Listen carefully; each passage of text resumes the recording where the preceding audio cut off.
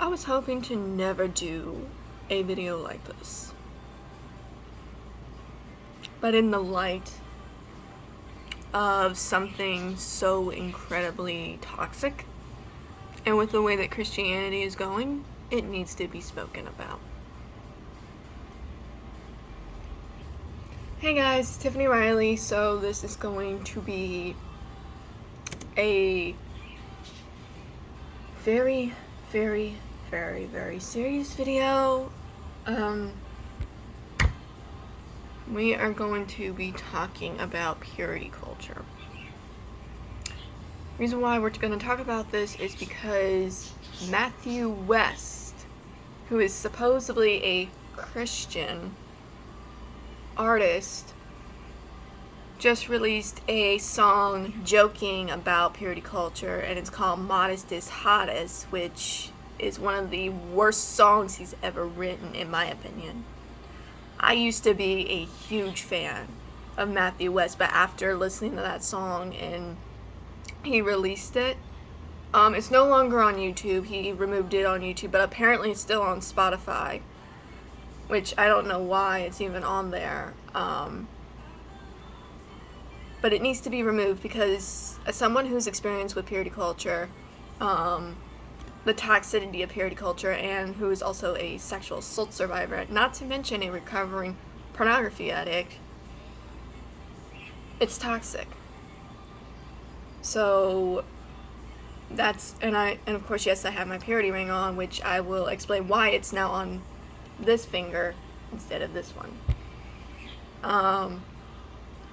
So yeah, this is a little bit of a trigger warning right now for anyone who has experienced abuse in the church or sexual assault.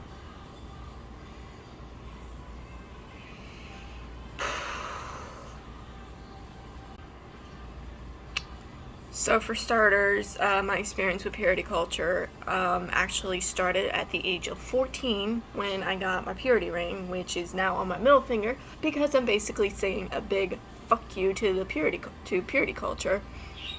I received this ring at the age of 14, so when I was basically in middle school. So basically, I was in middle school when I received this ring, and this is what it looks like up close. It basically says love waits. It says love waits, which is basically, if you don't know what purity culture is, basically you're taught to quote, save yourself until marriage. Basically, aka your husband owns you. Your husband owns your body, basically, is what it is. And that's not the case. You own yourself, you own your own body, and no one else does. That's the idea behind purity culture, is that someone else, specifically a man, owns your body. And that's not the case. That's toxic. That's why a lot of people, men, that's why a lot of women and men, because men are victims too of purity culture, get sexually abused. When I was taught this, basically I was taught, to save myself until marriage, and that sex was dirty, and that masturbation was a sin, and all this other bullshit. I was sexually harassed growing up in the church by multiple men, the pastor included. I was molested at the age of 19 by my ex-boyfriend. I was also harassed by male teachers. To this day, I still don't trust men. But I know that there still are some good men out there. I'm actually really good friends with some of them.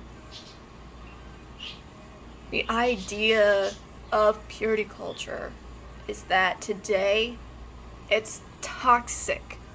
Very, very toxic. Not just to women, but to men as well. You guys, I'm really sorry. This is a really hard, difficult topic to talk about. So if I end up freezing a little bit, I'm really sorry. It's just a really hard topic for me to talk about. So that's if I'm talking a little bit low, that's why. So I'm sorry.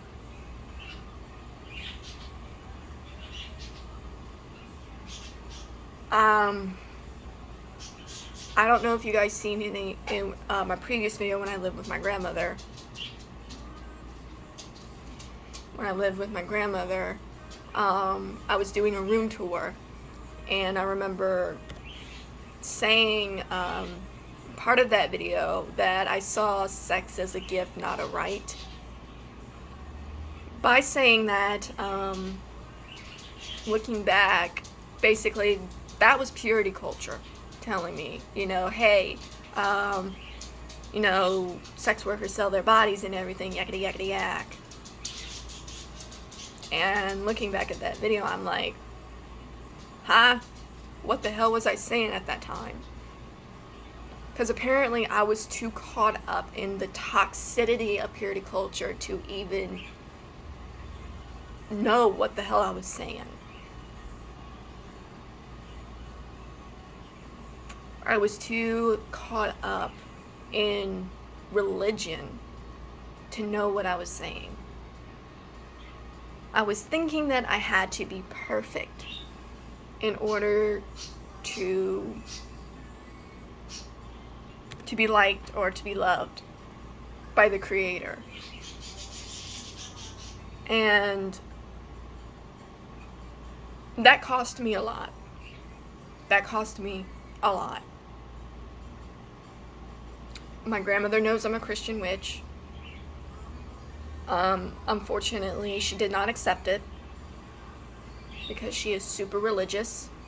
My parents, however, are starting to accept it. My church, the church I attend now, not my old church, but the church that I attend, or should I say the worship center that I attend now, the worship center may sound a little bit better, that I attend now is very open, very accepting of anyone of all beliefs, backgrounds, sexualities, etc. So, yeah. Point is, purity culture is really toxic. It can lead to someone being sexually assaulted and leave them with possible post-traumatic stress disorder. It is okay to learn about your body. Nobody owns you but you. It's just like your actions. Nobody can control your actions nor words but you. You control yourself, nobody else. And that's what purity culture is saying. Someone else owns you, and that's not the case. Purity culture is saying you must do this. You must do this to please your husband. You must do this. No. You must do this to please your wife. No. That's what purity culture is saying. Nobody owns us but our own person. We are our own person, and we control our behavior. We control our actions. We control our words that we say. We control our urges. We control our own mind. Nobody else does.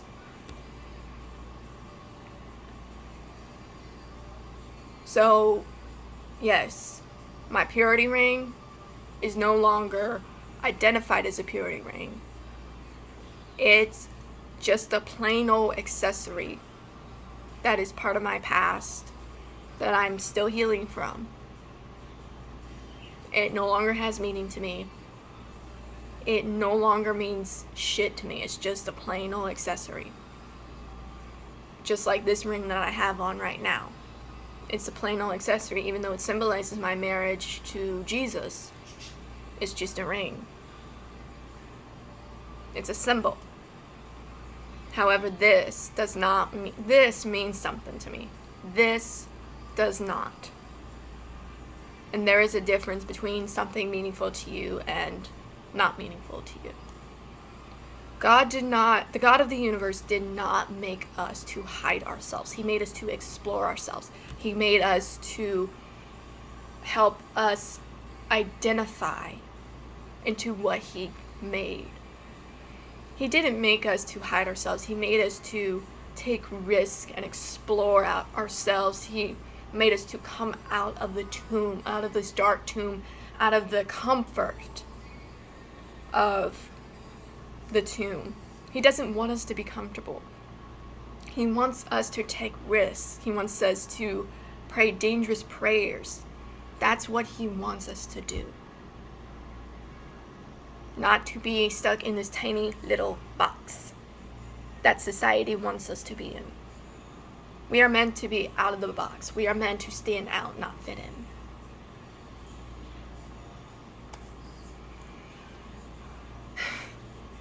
Like I said, this was a very hard topic to talk about, which was why my voice was so low. But I hope you guys got some out of it. So, if you are dealing with purity culture, or if you are a victim of purity culture, you are not alone. Help is available. To anyone who has been sexually assaulted due to purity culture, help is available. If you need a friend, I'm always here. I'm always here. Resources will be in the description below. I love you guys. And Matthew West, do better.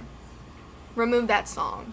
Because purity culture, if you research it and know the statistics, is very, very toxic. And I would hate to see any woman that you love get sexually harassed. So please, do better. If you're going to serve God, and if you're going to serve your God, I should say, and if you're going to talk about Jesus, do it in a good way. I like your music. I like your music, but not the song. So please, for everybody, for the sake of Christianity, the little hope that Christianity has left, do better. Quit serving money. Start worshiping God. I hope everyone has a good day, night, wherever you are in the world. And I'll talk to you guys later.